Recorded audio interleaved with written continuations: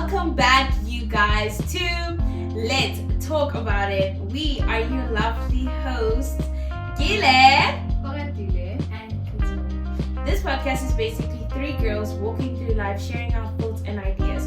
We start discussions as to what's, hows, and whys of life, and then we talk about it. Ura, how are you today? I'm doing good. How are you doing? What? No, I'm joking. Good, how are you today? I'm doing well, right? How are you doing, Gile? Fantastic. That's good. That's good. What? Why are you laughing? No. It's I'm just It's just something in my serious. head that I thought about. No, what's in your head? It's okay. What's in your head? Okay. You don't want to open up. That's fine. Later. I'll tell you later. Okay, that's fine. Sorry, guys. Okay. As you guys know, last week we introduced a brand new series called Have You Thought About That? This segment is all about curiosity. Sometimes we say things, believe ideas, or witness behaviors without asking where they came from or why they matter. So, in this series, we're taking everyday ideas and asking questions about them. Where do they come from? Why do we believe in them? And that's what Have You Thought About That is all about. And today's topic is celebrating destructive patterns. Ooh.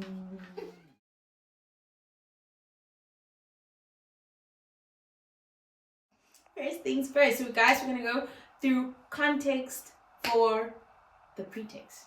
So, what do we mean by celebrating destructive patterns? Throughout life, every family, community, or individual develops habits and behaviors. Some are healthy and should be passed down, and others are harmful and keep repeating themselves generation after generation after generation.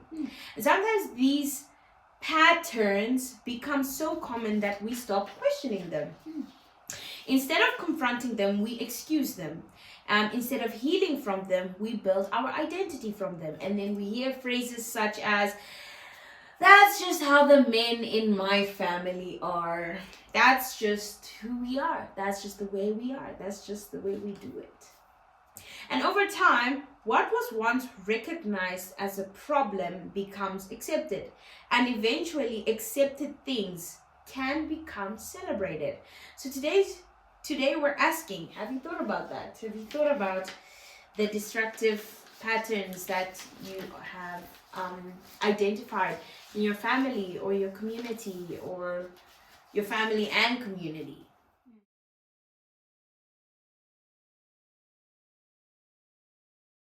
So, why do we celebrate destructive patterns? Why would we celebrate it? I don't know. This is my opening argument, but I think because it's normalized, and I think it's something we consider to be healthy. Like no, it feels like we celebrate it because it's a human thing. Like we'd be like, no, they're human, you know. So we'd be like, no, they're destructive and they do all of these things, and that shows that they're human. So it's normalized to say that people feel it is human. So like they downplay it or kind of minimize the problem by saying, no, humans, that's how they are. That's their human element. So I think that's why it's celebrated. It's celebrated because people make an excuse for it by minimizing the real problem to making it something so light. Yeah, I think for me, familiarity and belonging. I think, like, for example, there are communities out there that are, I want to use an example of cannibalism. And maybe the first person who ate a person, it was like, whoa, wait, why would you do that? But when we become familiar with a certain habit, it starts to become normal. But then, if we're both eating humans and you're not, it starts to become like you want to belong. So it's like when you come and you eat with us, it's like we celebrate that because it's a form of belonging. We're all the same and we're all stitched together by this destructive behavior.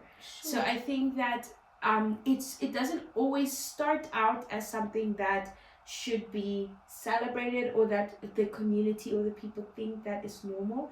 But I think if it's done enough times and you become familiar with it, and it happened to her and it happened to her and it happened to him, and then it becomes like this string that connects us, and we celebrate the connection, but we don't realize celebrating the connection is also celebrating the destructive string.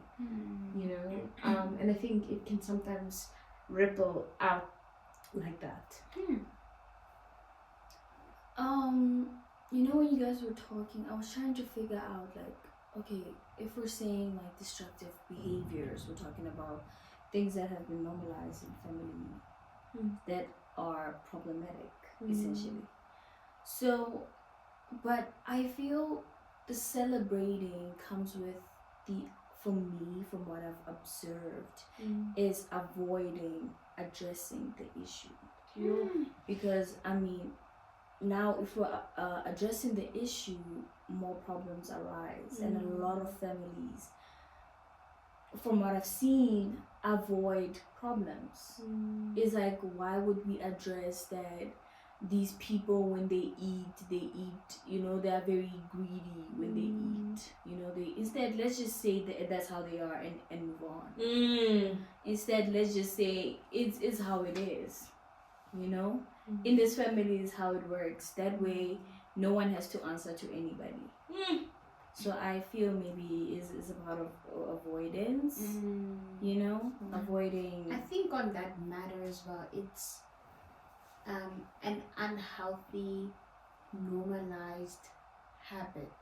Like Gila said, it kind of connects.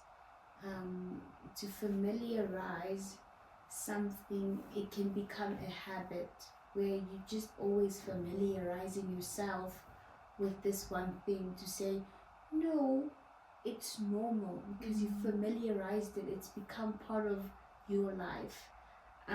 Which comes to the question that says, why do people normalize unhealthy behaviors? Normalize. I think for me, it'll go back to something similar I was saying, is that avoidance. People don't love conflict. No one wants conflict, because when you're now addressing something, people are gonna now turn it to be personal. When you start turning things personal, it starts getting deep. It's like getting, it's like you're personally attacking me, so we're head on now. So in a lot of maybe community or family, it's just, if we're gonna address the issue, it causes unnecessary. But I feel like sometimes it can also feel like an attack. Like, for me, sometimes personally, when I'm confronted about something that I've done, I sometimes think of it like, is this like a bad habit, or is this person attacking me? Like the lenses that you would like look at the perspective that person is bringing to you can feel so like attackful. Like, why are you attacking me, or are you confronting this because of last week's argument? Like the intent. Yeah. I also feel like this question. I watched a movie yesterday, called Lady Bird. I don't know if I should actually be advertising this movie. Go ahead, you wanna watch it. But in the movie, there was this one scene that it really just was like, whoa. I also was like taken aback. So she left her room messy, and she went to sleep, and when she woke up, her mom came in, and her mom was like going at her like your room is messy, your room is messy, 1 2 3 4 5 6, and like she's like very stubborn. She like fights back with her mom all the time. But this one time she turns around and she's like, I'm human too. Like, haven't you ever been so tired you forget to clean up your room when you sleep? And don't you wish your mom would just understand that you're a human and that you're not like a bad person or anything, you're just human? And the mom, she said that like, don't you wish your mom could understand as well, like when you were young? And her mom says to her, no, my mom was an abusive alcoholic, so no, I don't get it. And I feel like when I watched it, I was like, whoa. But I got exactly, the storyline behind it. It goes exactly back to this: why do we normalize unhealthy behaviors? Because it happened to me. Sure. So if it happened to me, it's gonna happen to you too, because it was normal for me that my mom was hard on me and my mom didn't hear me out and my mom abused me, maybe physically, and I will abuse you verbally, but we're all gonna go through abuse. And then we can't stop patterns, because it's like it's kind of bad, but everyone is kind of sort of a perpetrator in the sense of your mom was really, really mean to you and abusive, and you become a mom and you don't give your child slack, because you're like, sometimes you're not as mean as your mom, but you are. And you don't give your child slack because you're like, my mom was worse, I'm actually better than my mom. And it's like, no, but she's not her mom, you're her mom. You know what I mean? And I feel like that's why certain things are justified, because Kuto stabbed me, so I'm gonna pinch you. And it's like that. Some of the unhealthy behaviors are normalized because it was your normal reality, so you're forcing it for it to be my reality. Sure. That's wisdom, because that's true. That, in fact, it's normalized so much, because it's like, you should be like grateful that I'm pinching you here. I'm not even doing a thing to you compared to what was done to me. Oh, so that's literally hurting so me. You have to be grateful for whatever I give you, because you don't know what it could be like. So it's sometimes revengeful. Why you laughing at me? Revengeful. Sounds like these bad, unhealthy habits and behaviors are from. Sometimes I think that makes more sense.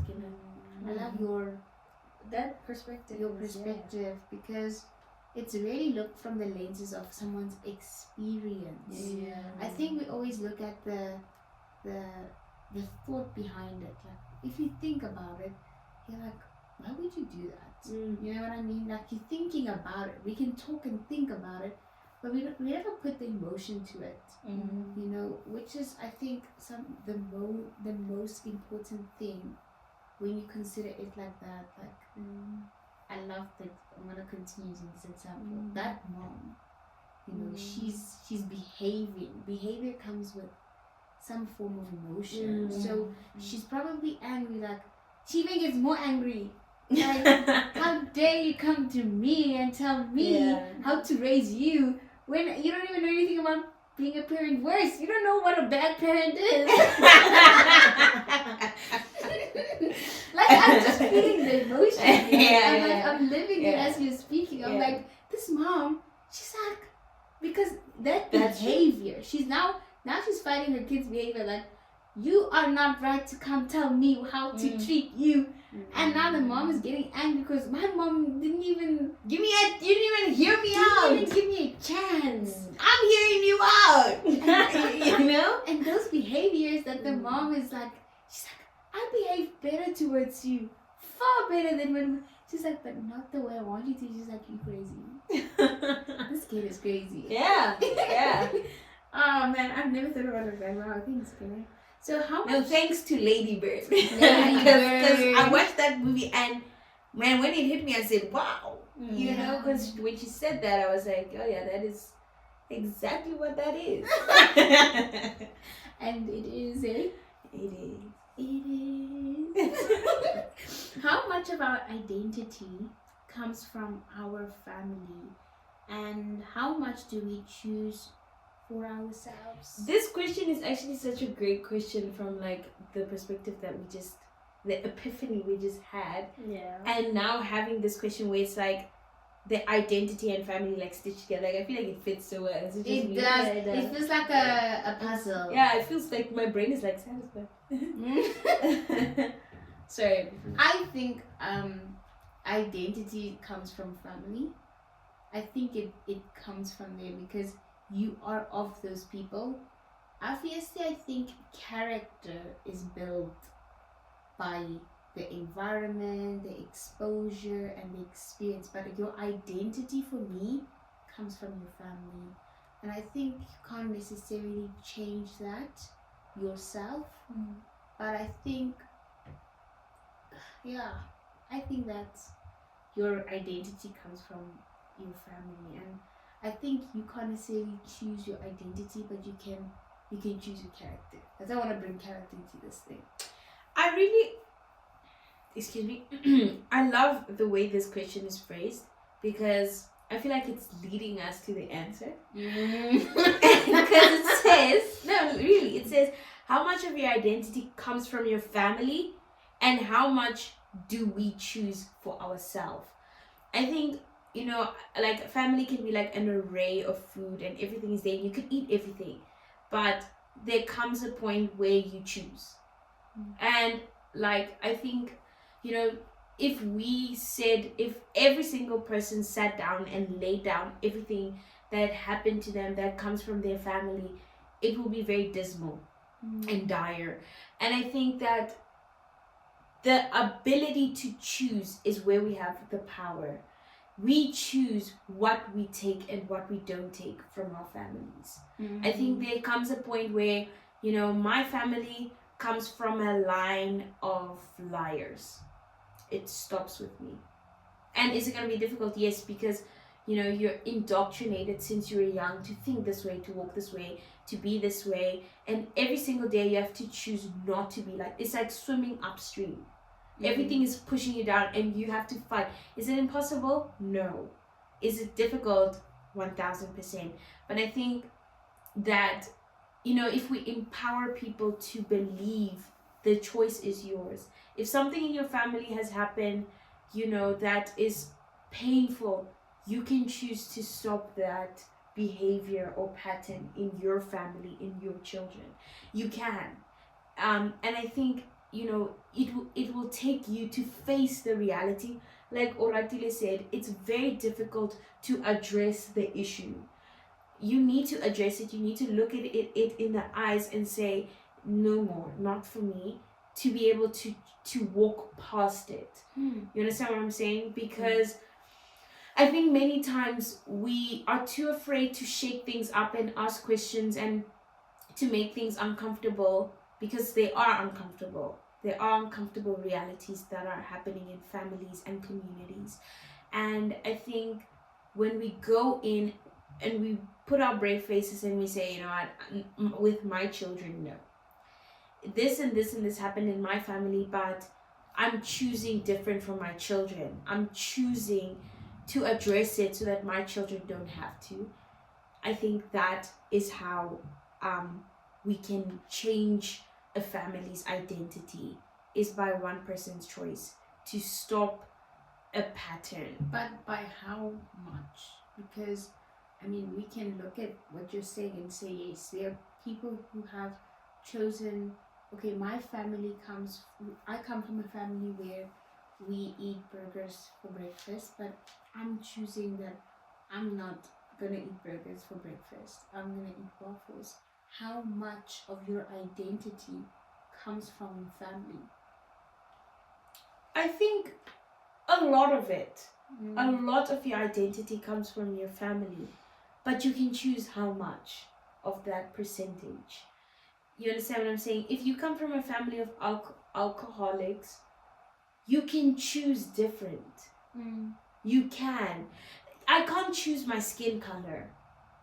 I can't choose, I can because I'm a woman, I can't choose my family, but I can't choose my DNA. I can't choose my uncles and aunts and grandfather. I can't. But I can choose the manner in which we present ourselves to the community. I can choose the manner in which our family structure is built. I can choose the way in which we handle family, the way we take religion, the way we honor our bodies, the way I can choose that. But I can never change my skin color. Does that make sense? What I'm trying to say is that if I have to accept every single thing my family stands for, then I have no power and I have to accept. But if I believe that, you know what, my family struggles with gluttony and everyone has blood pressure and high pressure, and you know what, I choose that not with my family. I can't change that. Does that make sense? I don't know if that's how I interpret this. Ora, you are a well of thoughts.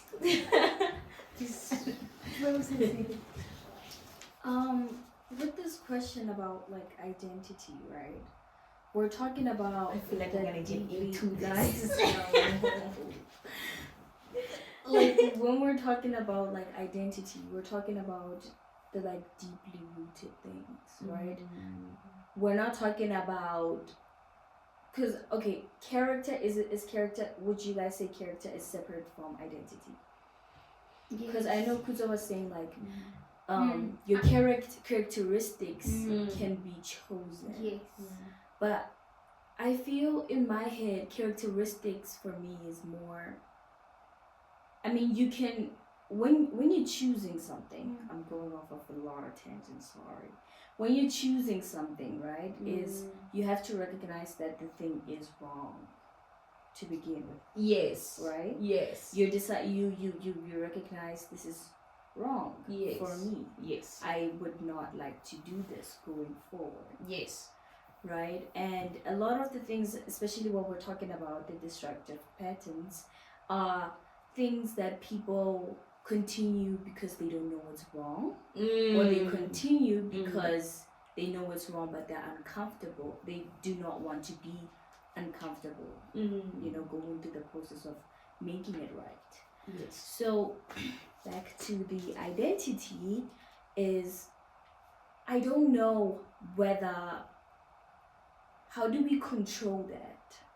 Because it is so deeply rooted, because there's this thing about, like, you know, you guys know epigenetics, things that are like passed down. Some of these things is like things that were lived by people, you know, your ancestors, like people who, you know, but they are present in your life now. And it's so deeply rooted in who you are. I mean, especially for us as African people, a lot of things that we carry, like sometimes your dad will tell you like, oh, this is how we as the Matidelas do something. Right. You know what I mean? So, like even your surname is part of your identity. The way you carry yourself is part of your identity, you know? And it comes with family. Your family gave you those. Your family, every day when they talk to you, the way you see things, things are done in your household, is part of who you are. Can I say it's separate from, I mean, characteristics, can we say it's part of your identity? It's, you know, it's embedded. It's embedded in it. So I feel when it comes to choosing, immediately when you guys were talking, I thought about, you know, when we watch It Ends With Us. Yes. Yes. The mom also, her little context. Yes. So if it's a book by Colleen Hoover, so it also has been made into a movie. So it's about this mom who was with this man, the father of her kid. I think they were married, and he was abusive, like physically. And the kid grew up in a household like that, and then she grew up, and then I think her and her mom ran away or something like that. And then I don't remember much details. And then she grew up, she's a woman now, and then she meets this guy who's a surgeon, and they, you know, get to talking and start living together. I don't know, but she was at his house. And he like pushed her off the stairs. and she was essentially he also was it abusive. was also abusive, Yeah. essentially, and she kind of she went back, but then she saw, because obviously, you know, the thing is, they slap. I'm sorry, my hand kind of. Yeah. No, that's not funny. Yeah. It's like they. Yeah. No, but it's true. No, It's true. okay. I'm It's not like- trying to offend anybody, but what I'm trying to say is the people who are abusive to other Yes. people is they apologize Yes. and they try to, And they're sincere. yeah, they play mind games with you, Yeah. basically. They're Essentially. sincere. So she kept going back, and then she fell pregnant, and she kind of like, I think something about being pregnant. No, when she realized she was gonna have a baby girl. Oh yeah. The idea of what was happening to her child. Kind of, yes, scared her, because she grew up in that environment. And now it was happening it to was her. happening to her, Yeah. and it felt like, I think it's one of those things that it feels familiar. I feel she kept going back because it's familiar, essentially. It's just something that's We are coming back. yeah, it's something that's very familiar, but we could say she ultimately chose how much of that is she gonna keep. I mean, she can't say, because and she understood that her past, her mother's past, is part of her story. It is. It is part of the story. Yeah. She cannot erase that. Yeah. She cannot take that away. But what she can do is she can choose a different present for a new future. Yeah. We can't make this up. We can't, guys. We can't make this up. Yeah. My life is changing right on this couch. We can see and we can hear. But yeah, I think But I think then. Wow, that's a very beautiful story. Hey. I I was talking. Oh yes. Hey. Anyways, as I was saying before I was interrupted, I think I agree. I believe identity, you cannot change who you are.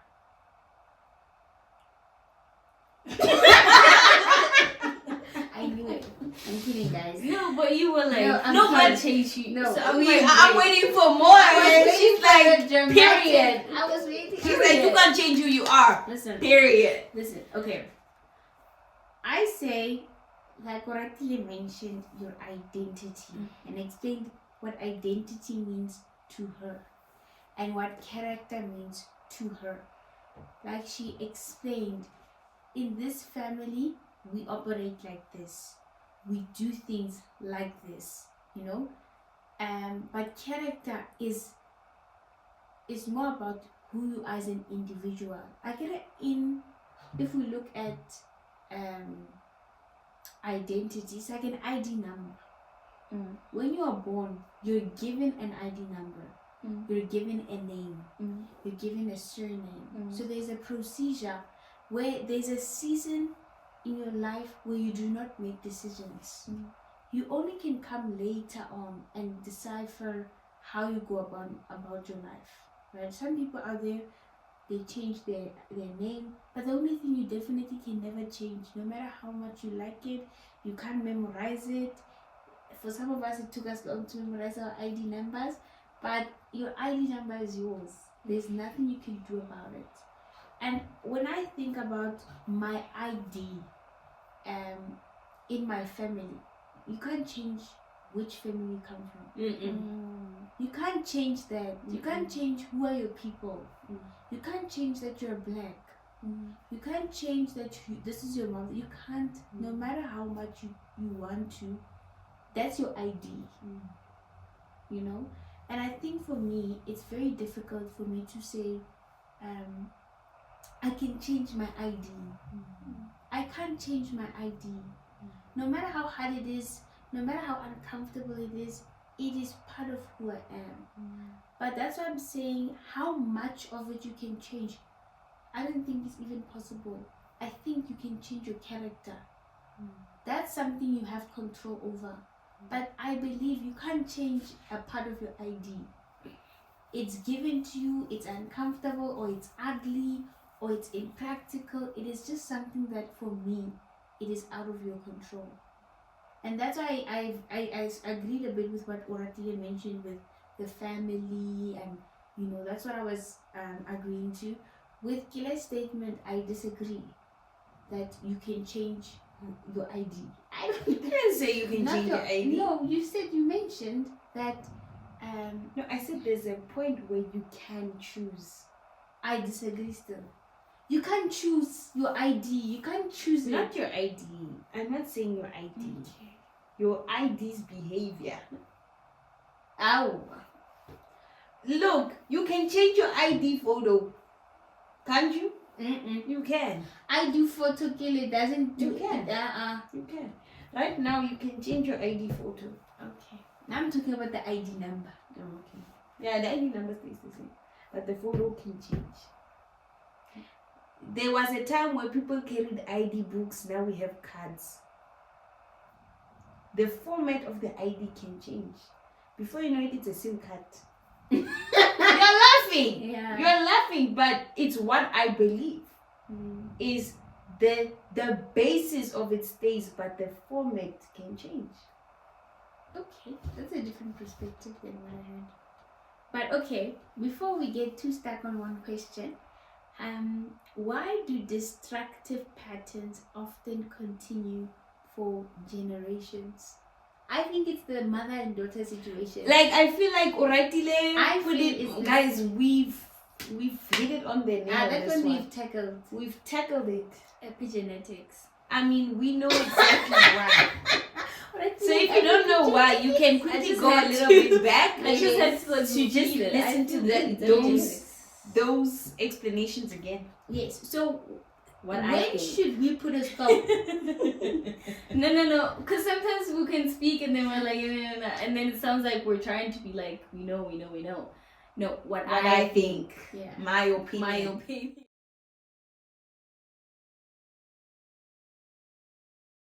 So when should we put a stop to destructive I say today. Now. Immediately.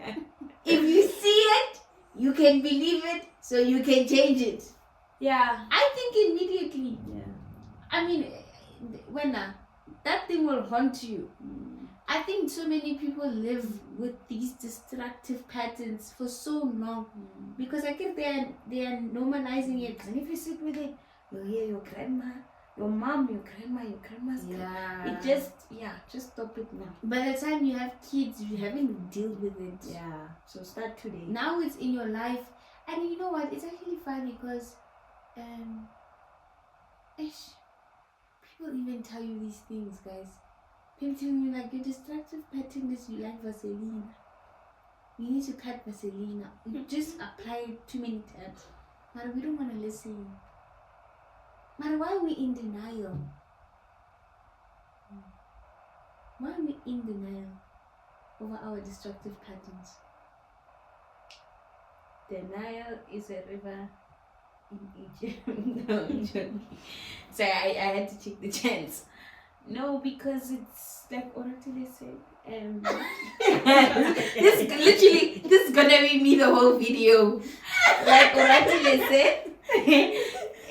I'm just saying exactly. I'm passing it over. She said it's uncomfortable to confront. Is that what she said? That's what she said. It's bad. Yeah, it's bad. Okay. Yes. Is one person enough to break a generational cycle? I think it depends. You know, certain cycles, yes. Others, no. I think that there are certain cycles that are so indoctrinated. You're going to. I read something. Yes, it's like this. So let's look at, for example, like we live in South Africa. This is a very real thing. There was apartheid. And this thing was indoctrinated in people to say black people bad, black, stupid. They're not our people. Mm. Ne? And it was indoctrinated in people for years. Yeah. Years and years and years and years and years. And then one day, someone said it stops. We are all happy family now. We love each other. Guys, that thing is not just gone. Okay, so now our parents are the first generation to live in the freedom. Yes. And then their little siblings, our parents' little siblings, they were the smallest people to be in this. Okay? No, guys, walk with me. You're building a tower of terror. Ne? So then our older siblings. I think we should talk about No years. way. Let's talk about the No years. way. But younger, oldest. Okay. No, she's trying to take it Okay. home. The let's 20, put this- the 29, Yes, 2000. wait, Okay, 20, anything between 26, 29, maybe even 30-year-olds. Let's include the 30-year-olds. Yes. Maybe even 31. No, but you're where these people are Yes. like. They are the first children to not actually have been touched or stained by apartheid, but they are stained by racism. And This is our generation. no, the our 30 year older olds. siblings.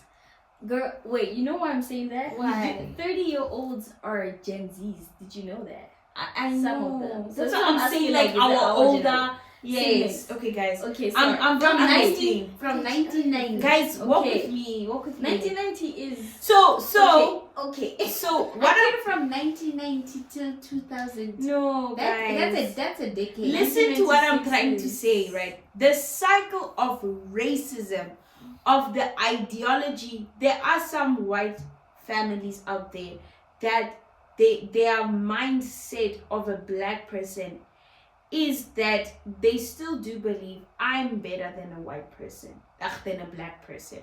And there are still black people out there that believe a white person is supreme, or who don't like, who have grudge to white people for what happened to them generationally. And the ripple effects of that thing are still affecting us today. Today, we still have to sit with our white brethren and look each other in the face, and we can't pretend that stain isn't there. You understand? I can love my friends, but that cycle, it's gonna take a few washes to come out. That stain. Maybe my children's children, they won't feel it. They will hear it, but they won't understand it. I don't understand apartheid per se. I don't know how it, I hear the stories about it, but I can't say I fully understand it. But I can understand a weirdness wall. And that wall is gonna take every generation trying to, thin it out before it cannot be there, but it's there. And I think, like, I was trying to answer this question to say, is one person, or I want to say also one generation, enough to break the cycle? No. There are just some things that you must understand. For example, my grandparents lived in apartheid, so they're still alive. And my white friends' grandparents lived in apartheid. So, that generation is still here. Their thoughts are still there. It's like what you were telling us the other day, your professor was saying, it is still there. Maybe in the next, my children, their grandparents will be the last people who lived in apartheid, which is my parents. By the time I'm a grandparent, I will know the stories of apartheid. I will have not lived in it, but I will have a story. Yeah, like 50, 60 years You from now. understand?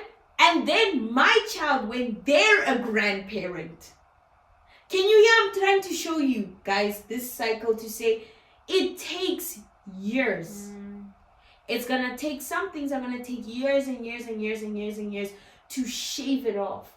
And maybe even then, once it's shaven off, there's new hurdles that are now to be faced.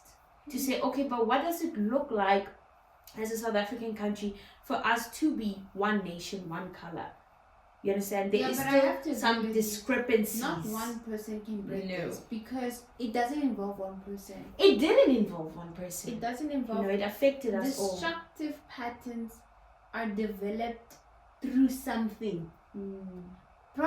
Usually it's through someone. Trauma, experience, heartbreak. All of these things usually doesn't have. There's not one person involved. There's more than one. So it means that it can't be. I don't think one person can break through. Look, that. it gets easier with every generation. But, yeah. Ora.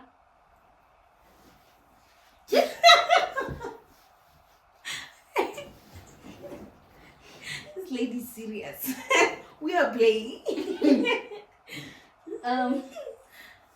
I think it doesn't take one person because I think we need people, but I think it does take one person to make the decision that it's over. You know what I mean? If that makes sense. It's I like hear you.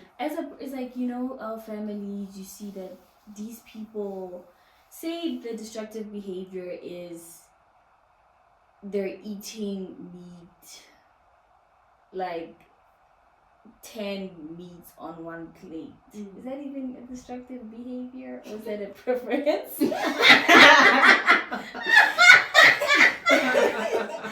Let's take the mother example. Let's take the mother example because the meat one is a little touchy. I'm sorry if I touch this. Just a destructive behavior. No, eat your meat. No, specifically if my brother's watching this episode. Eat your meat. Tread carefully. Let's take the mom. The mom says, listen, I'm doing better than my mom, or, you know, continuing that cycle. And then now it's the lady bird's turn to be a mom. She can decide, because the mom, we can't say that the mom didn't make a decision. The mom did make a decision. And her decision is to not be a drunk mom. Yes! She chose not to be alcoholic. She chose not to be an alcoholic and she thinks she's doing better. You know what I mean? So it's one person making a decision. She made a decision. And in that response, she is right. She is right. And then her daughter, Lady Bird, she's going to make a decision as well. But that does not mean that there's that little bit of the destructive behavior that's going to be attached. It's going to take, I think, a couple of generations, like Gila was saying, for it to get to a place where, you know, It's better and better. it's better and better, because that her where she comes from is dire, bad. You know, her mom wasn't involved. She thinks she's doing better than before. Like she's like, what do you mean? You don't know abuse. You never tell seen me abuse. you're gonna tell me I'm a bad mom? Yeah. I'm doing better. You don't know what a bad mom is. Yeah.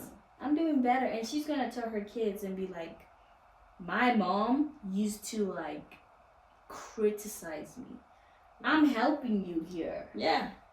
I'm doing the best that I can. And the kid is still like, but mom, you're still hurting me.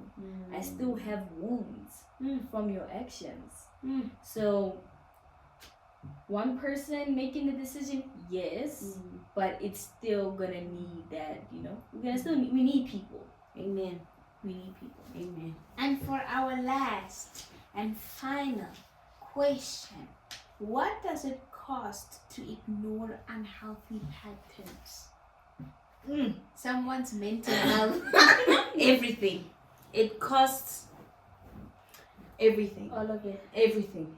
I agree. It costs everything It costs in that person's life. in that let me tell you how much it actually costs more. Yes, it costs Than way an more. arm and a leg. Let me tell you why. Then in just your life. Okay, you right now, your mom is abusive. Right? Do you understand? Is an example. Our mom, It's an example. our mom watches this podcast, guys. It's an So she knows example. what I mean. Right, Mama? Okay, fine. I'm going to I'm going to make a picture here. So Lady Bird's mom is an abusive mom. Do you understand it affects how she even goes out to the world, not just to receive love, but to give love? Every single place where because a mom nurtures, right? Every single place where she nurtures someone or needs to receive nurture is poisoned. It's a poison area right there, because she's hurt. So if someone nurtures her, she's gonna hurt that person, and when she has to nurture someone, she's gonna hurt that person because of that pain. So it's gonna also affect her relationship with her partner. It's gonna affect the relationship with her child, with anyone else in the society that she has to have that exchange with. Because I think that, like, destructive patterns, they paralyze us.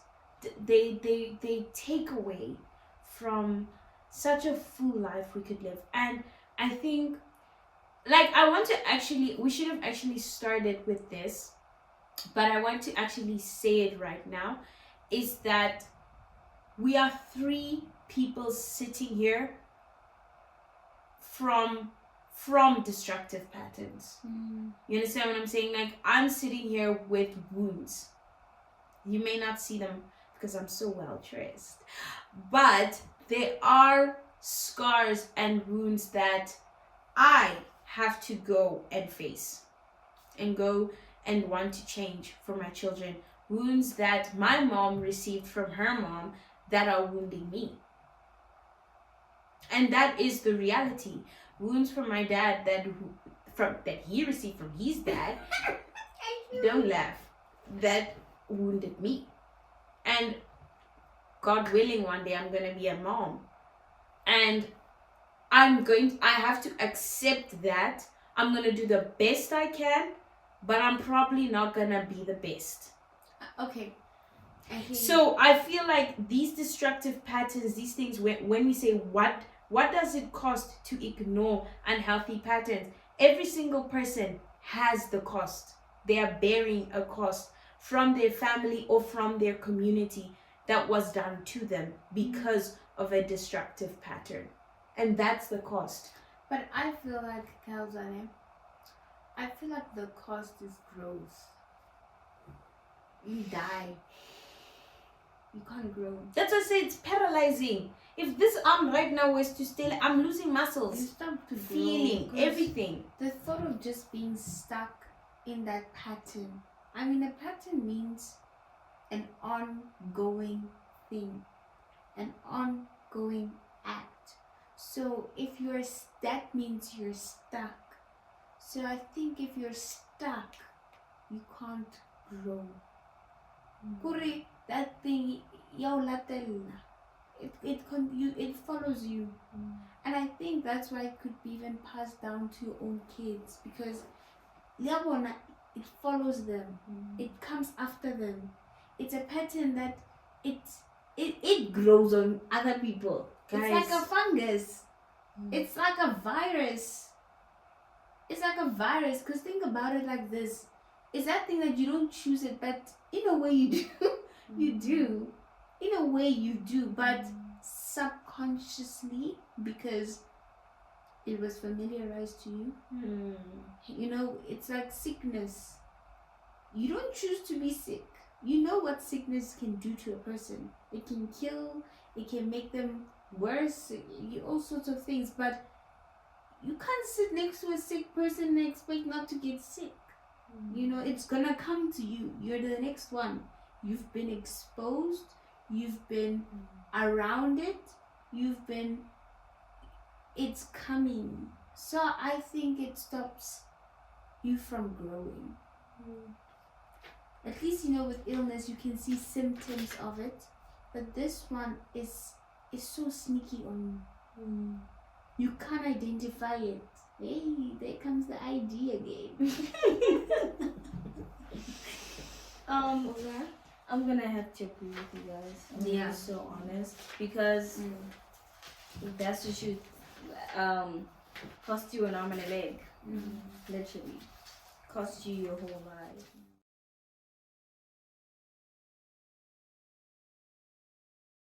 For our conclusion, one thing we've realized is that not everything we inherit has to become part of our identity. Some traditions deserve to be protected, others deserve to be questioned. Growth often begins the moment we stop saying, that's just how it is, and start asking, does it have to stay this way? Breaking a destructive pattern isn't about rejecting where you come from. It's about choosing where you're going. Maybe that's why we thought about this in the first place, because awareness is the first step towards change. That was beautiful. That was Wow. That's powerful, guys. Please listen to that again. I'll try to type that in the description. But guys, no, seriously, please guys, our podcast is we are all about self-help, but also just growth, Encouragement. we really want to encourage and growth people. Like, I really hope, like, guys, when you guys listen to our podcast, every single episode, you pause and you think and you're like, how can I include this in my life?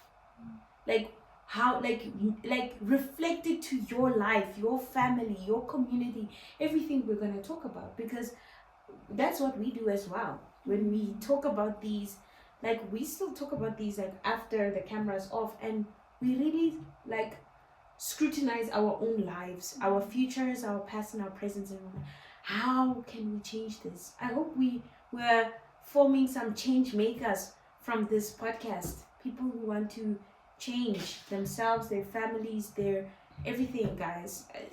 It's that for me would be so touching to know somebody heard this and it changed their perspective, and they went and they scrutinized their family and said, no, not my children. It will just make a better generation, a better future, a better tomorrow. But also I feel like I'm also learning a lot through Yes. the podcast, through the discussions, like these conversations. I feel like this podcast is like a community of self-discovery and self check up.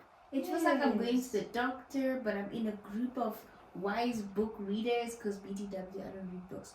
But what I'm trying to say is I'm getting it all in this conversation, learning all about these stuff. So yeah, guys, thank you so we don't much. know the answers. We're not know-it-alls. I think we don't say that enough because we like to talk. But We love to talk. we don't know. We just ask a lot of questions, and we try to answer those. And a lot of it is from our ignorance, from the little we know, the lot we know. It's all scrutiny of even ourselves. Yeah, for sure. So I think also take that opportunity in the comments to ask us questions, because that's And what to we share do. your experience. Yes, share questions. Or your wisdom for us. Hey, maybe you have an answer that we missed here. I promise you, we read all the comments.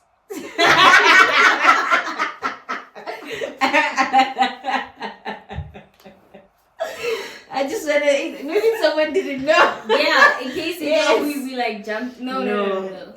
Yeah, just ask or answer. Something. Even a hi, guys, just thumbs up. Something. Just post a heart or guys. A link for a video that changed you. We have Instagram, don't we? Our email is on. And if I'm sure we even have a TikTok account though. Yeah, guys, talk to you.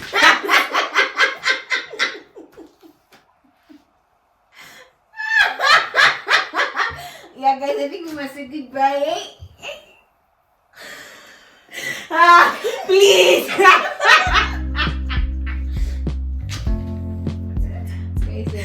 Thank you so much. Thank you so much for spending time with us today.